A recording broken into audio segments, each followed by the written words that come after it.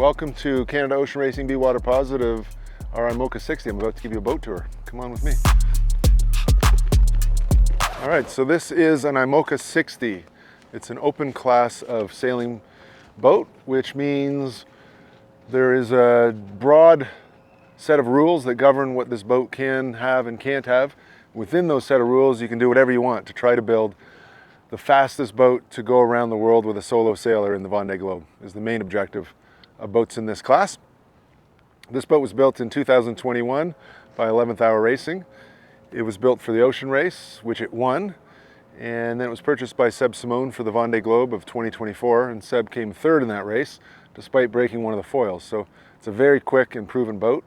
It is a little bit on the heavy side of boats in this class, but the great thing about that is that it doesn't break in the big waves and the big conditions. So I'm thankful that she's a little bit heavy.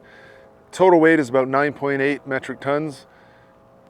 6 of that is in the body of the boat. 4 of it is in the keel. So about 40% of the weight of the boat is in the keel bulb itself. So the boat is 60 feet long, about 18 meters. It's about 5.5 meters wide. The mast is 27 meters high, so about 100 feet. And we draw about 4.5 meters or 15 feet of water. The most remarkable feature on these boats is the foils. And the foils sit a little bit forward of the center of gravity on these boats. And these are in the dock up position, which is like this. When we go sailing, we put one foil down that is on the side that we're going to be leaning, and its surface becomes parallel to the surface of the water, but submersed. So that as we increase the angle of attack, it puts some lift on the foil like an airplane wing, and we lift the body of the boat out of the water. Because we're forward to the center of gravity, it actually tends to lift the bow of the boat up and leaves the stern trailing a little bit. You can get a little fancy though, you can change the center of gravity of the boat because we can put water ballast in the front. I can put about 500 liters of water in the front, which moves the center of gravity more over the foils. And if you have that, you can balance right over the foils and get your stern end out of the water a little bit, which is super fast. I can also put water in each side of the boat and water ballast, and at the back of the boat as well. So depending on how we're sailing and the sailing configuration, we may put water in different places to balance the boat. All right, so let's step on board. I'll show you some of the main features on deck, and then we'll go down below. So here we are on the bow of our IMOCA 60. You can see there's some gear here. All of the sails on this boat, all the head sails on this boat are furling. So they're all furled into a tube, which makes it a lot easier for me to handle on my own. I would not want to be wrestling these sails when they're not furled onto the deck. This allows me to drop it, put it in a bag all nice and neatly. So there's a furling drum, a few of them here. We have our J3, which has a tack point of here and goes up about halfway up the mast. We have a J2 that is permanently up, that goes from here about 3/4 of the way up the mast. And then we have 2 more furling drums up at the front that can be pulled to the end of the bowsprit. The bowsprit extends a couple of meters or 6 feet past the end of the boat, which allows us to put sails up that are bigger than what the boat would otherwise accommodate. So our biggest sail is a masthead 0, goes from the blue furling drum at the very end of the sprit to the very top of the mast, and then it sheets well beyond the deck spreaders, almost to the stern of the boat. With that sail up and our main sail up, we have enough sail area to cover an NBA basketball court plus 10%. So you cover the front row seats as well. So there's a huge amount of sail area on these boats. The mainsail can be reefed in 3 different places, so we can have a full main. We can actually have a half a main up. And so with a half a main up and our J3 or even our J4, we have very little sail area. So if we were in 60, 70 knots of breeze, that's the configuration we would have. And we can change our sail areas to fit pretty much any combination of wind strength in there and all the different sailing angles. This boat, we're allowed to carry 7 different sails. So we have our 1 mainsail and 6 different head sails. And so it's quite an inventory of sails that let us figure out exactly what we need to get the best power on this boat to go as fast as we can at any different position and any different wind angle. You can see here the deck spreaders, so the 2 big white tubes that stick out. Most traditional sailboats have a mast with spreaders that go out the mast and then cables that create a truss structure that support the mast. Our mast rotates 37 degrees either way. That lets it start to act as the front of the sail. But to do that, we have deck spreaders that hold our truss system that allow the mast to rotate within them. Here is our hatch, and in here is our sail locker. All those different sails that are not up we keep down here, along with different lines and spares and things like that. It used to be that we would move the sails to the back of the boat at certain points of sail. We rarely do that anymore because of the water we can put in the boat, and the boats seem to like a bit of weight in the front. So it's a little bit of different ways to sail. Different people have different preferences. There are times where we'll move sails back, but not as often as maybe you would in a daggerboard boat. You can see the cockpit is fully enclosed as opposed to a regular sailboat that has an open cockpit.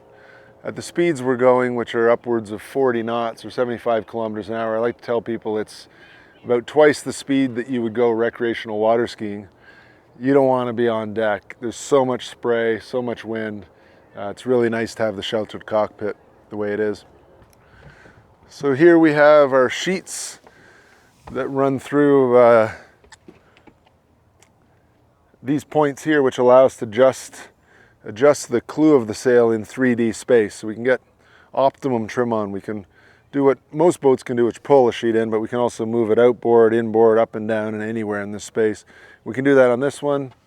We also have sheets that run outboard of our lifelines out here, and again, between that and this, we can pull it to pretty much anywhere we want in 3D space. So lots of adjustments that we can make on this boat to get it going as fast as we can. These are our jockey poles, so big sticks of carbon fiber that go into a hole here in the top of our coach roof and stick out, and they allow us to sheet our sails, some of our sails, out beyond the end of those deck spreaders. So a pretty neat feature. We also have 2 rudders on this boat, give us some extra grip in the water if we want. We can also kick one of them up, usually the windward one, reduce drag and let us sail with just the one rudder. They're tied together on a tie bar that goes to our autopilot system that's down below. Come on down. All right, welcome to the cockpit. It is 100% humidity in here always. And so when it's hot, it's hot. When it's cold, it's cold. But at least we're sheltered from the elements. You can see here, this is where all of the lines come in from the bow of the boat. We have halyards pull the sails up and down, furling lines to furl the sails, and then a whole bunch of sails, or a whole bunch of lines here that we use to adjust the sails, to adjust the foils, to adjust the mast angle and things like that. So lots to know here, what all these lines do and where they need to be making this boat go fast. We also have a hydraulic system that's run by a manual hydraulic pump to change the angle of our foils with a rake, plus tension some other things on the boat. So the boat is quite high tech. Up here we have some displays. We see our speed data and some of the settings on the boat, our wind information, and then we measure loads in a lot of different places on this boat, trying to keep everything in safe areas and safe configuration while we're sailing. Some of the loads are incredibly huge. In our cap shrouds, we'll see these numbers, which start at a dock tune of 8 tons, go up to as high as 19 tons. So you can lift a small truck, actually a fairly big truck, with those lines. This is how we power our winches, is through our pedestal grinder. And I can select any of the 4 winches here with these little lines and put power to any one of those that I want at a time. We have our tiller here to drive the boat, but this boat stays on autopilot about 98% of the time.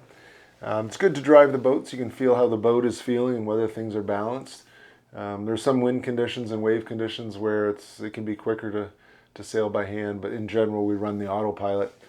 So the autopilot's on, tiller's stowed away like that, and then we have some buttons up here to control our autopilot. And we have an exoset system so we can put different overlays on, so we can actually have the boat be a little smarter than just following a wind angle or a compass handle. We can have it searching for speed, tracking to an apparent wind, or following a certain heel angle as well, or any or all of those 3 on at the same time. You can see behind me here we have a number of checklists. So when I tack the boat, these are all the steps I follow. When I jibe, all the steps, sail change as well. And on the other side I have my reefing checklists for putting a reef in and shaking a reef as well. I'm a big believer in these checklists. When I get tired, and stressed. It's easy to skip points and try to do things quickly. But when you do things quickly, things can break and things can go wrong. And so just like a pilot or a surgeon, I follow my checklist all of the time. Come on down, I'll show you the living quarters. Welcome to the master cabin, the salon, the galley, and the head all in one neat little space. So there's not much down here for living. This is the bunk. There's one on either side. The biggest feature is I can change the angle based on the angle of heel of the boat, so at least I'm sleeping flat. Always sleep feet first because you never know when you're going to stuff a wave and slide that way. So head down here and feet down there. Below here is my kitchen. You can see I have a jet boil which burns some gas and heats up water. So this lets me reconstitute my freeze-dried food. And then down here I would store my week's worth of food each time. That's split into day bags. And that's essentially the kitchen. There is no head on this boat. It's just a hole in the boat and something that would have to be maintained. So we don't have those. And I have a little spigot here that ties into my freshwater pump. And I can get water from my water tank that's generated from my water maker, which essentially desalinates and filters the ocean water. Back here you can see some pipes. These are for water ballasts. So I mentioned I could put water in the front of the boat, the side of the boat, and the back. So these are the piping system that controls where the water goes. There's an electric pump on them, but usually we just put a scoop down in the water, and the force of the water going by the speed of the boat is enough to fill the tanks. Underneath me here are electronics under the floor. You can see down here is communication equipment, autopilot. Under the back one is battery. On the other side of the boat is water maker and keel controller. And then everything forward down those dark holes is for sail storage and storage of spares, etc., which we do move from side to side and back and forth depending on the trim we're trying to establish for the boat. But there's no living up there. So in this 60-foot boat, in this 8-foot long or 2.5 meter long section is really where all the living takes place. I can show you my main navigation screen, which is here right now. And I run Adrena, and here I can pull in weather data and see my position versus other boats on the water. It's a pretty powerful piece of software. This computer also lets me put up my radar, lets me put up some forward-looking cameras that we have. I can access the internet. I can watch Netflix.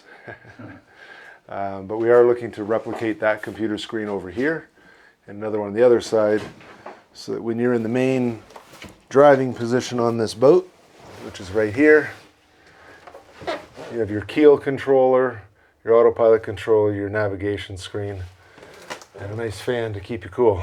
That concludes the tour of our IMOCA 60. Thanks for coming to see us, and hope you continue to follow along our adventures.